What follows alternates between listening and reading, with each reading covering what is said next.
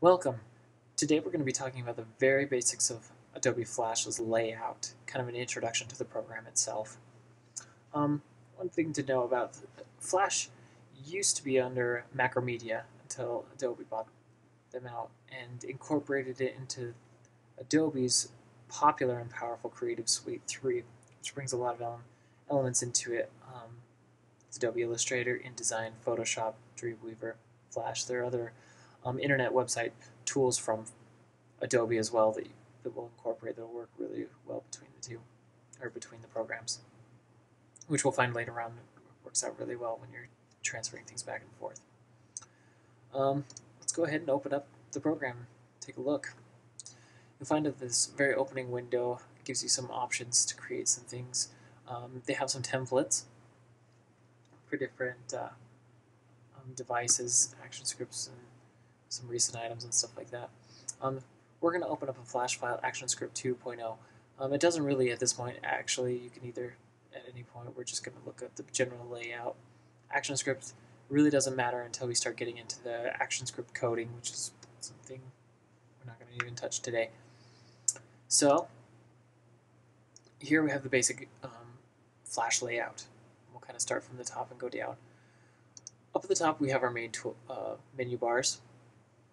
Very similar to other programs with opening and closing, and you can editing, copying, pasting, and we have different options. There's multiple ways to do it. Anything in any Adobe's programs, you can, a lot of the menus that you find here, the options that you find here, you'll find tools for down there, and so it's really just however you learn, however you discover things, and however you prefer it. But we have our main windows, and there are more windows we can open up here.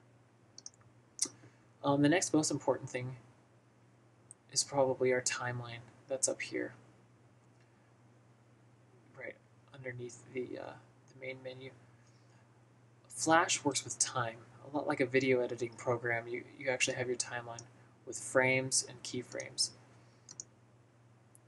Frames are merely sequences where something is drawn on it. Keyframes are where important, or when things start to change. And at this, on our timeline, we can create new layers, different layers, and have different things going on at the same time, but the screen will still play. For example, let's copy and paste some frames down there. We have now 20 frames in our sequence. You can go back and forth, just kind of like a video player. We can show you a little bit of how to do that next. Another most important thing onto our left is our main toolbar, our tool menus. There are different tools, our selecting tool, our standard tool. This white arrow will select segments of shapes. If you want to manipulate different shapes, you can grab corners with squares and those kind of things. Free transform tool, pretty standard. If you could change the shape or or you can change the size or the direction of an object. Your lasso tools for selecting.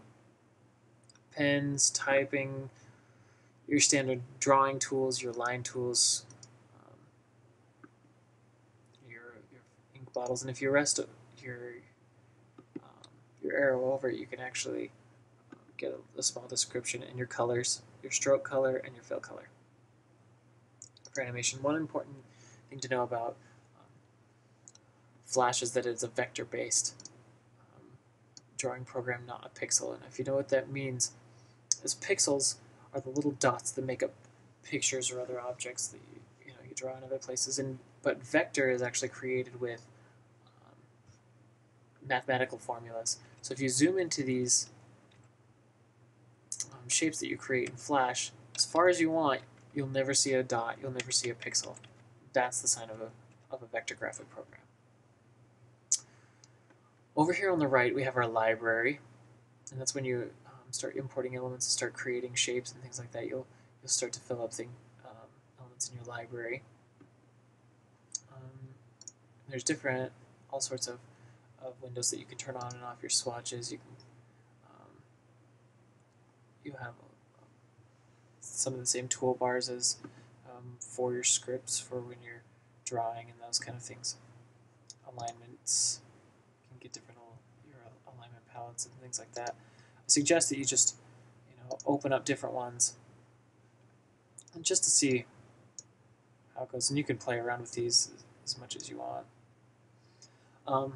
Down here, also a very important aspect is your properties panel, and you can parameters and those kind of things.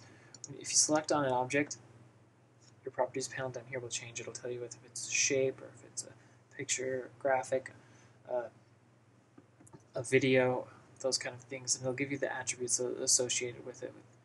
You can change some of those attributes down here. Again, it'll be more important when you get into more complicated things like movie clips and buttons and those kind of things that have a little bit more options down here. You can apply certain filters. Here, let's expand that so you can see it.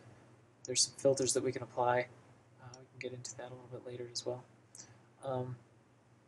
One more, a pretty important window that I could show you at this point. We're not going to get into it right now, but that's that. To find our actions panel, and when you get into doing action scripts, if you go up to Window, select Actions, it'll pull up into your action script. And this is where you're writing code later. So that's just a very basic layout of Adobe Flash. Jump on in, don't be afraid, work around with it, play around with it, draw some things with it. How you can change this panel, or these frames up here, is if you right click on the frames, you can convert to a keyframe. That will change it, allow you to draw a new object. So get in there, play around with it, see what you think. Don't be afraid.